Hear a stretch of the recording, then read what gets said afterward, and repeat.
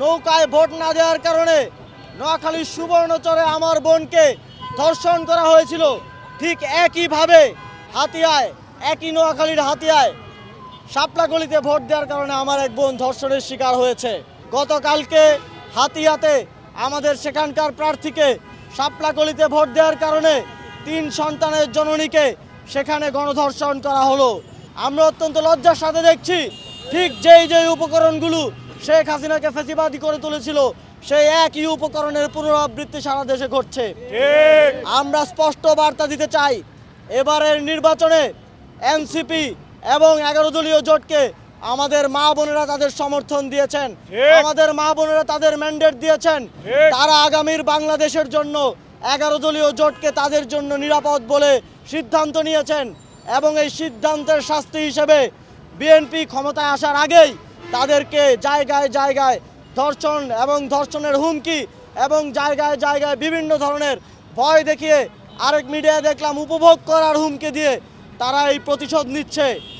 আমরা স্পষ্টভাবে বলতে চাই, বাংলাদেশের যে 46% জনগণ আপনাদেরকে ভোট দেয়নি, বাংলাদেশের যে 46% মা বোন এবং তরুণরা আপনাদেরকে ভোট দেয়নি, আগামীর বাংলাদেশে তাদেরকে বাদ দিয়ে বাংলাদেশ বিনির্মাণ করা সম্ভব না। আপনারা যদি তাদেরকে বঞ্চিত রেখে, তাদেরকে দমন পীড়নের মাধ্যমে, তাদের বাড়িঘরে হামলা করে, আগুন দিয়ে, তাদের দোকানপাটে হামলা করে, তাদেরকে চাকরিচ্যুত করে বাংলাদেশে আবারও মাফিয়াতন্ত্র, আবারও ফ্যাসিবাদতন্ত্র কায়েম করতে চান, তাহলে আপনাদের সামনে শেখ হাসিনার উদাহরণ জল করে জ্বলছে।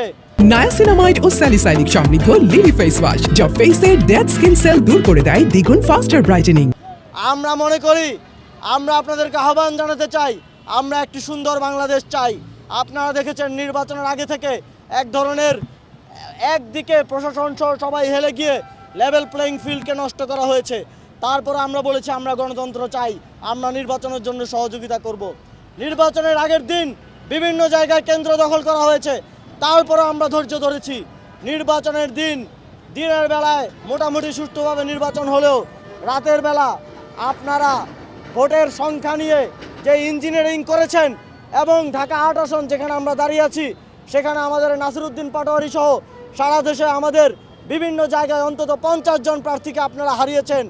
তারপরে আমরা বাংলাদেশের স্বার্থে, বাংলাদেশের জনগণের দিকে তাকিয়ে, জুলাই গণঅভ্যুত্থানের দিকে তাকিয়ে গণতন্ত্রের দিকে হাঁটছি ঠিকই, কিন্তু আমাদের শক্ত ডিসেন্ট থাকবে এবং আমরা এই আসনগুলো নিয়ে আমাদের লড়াই চালিয়ে যাচ্ছি এবং যাব।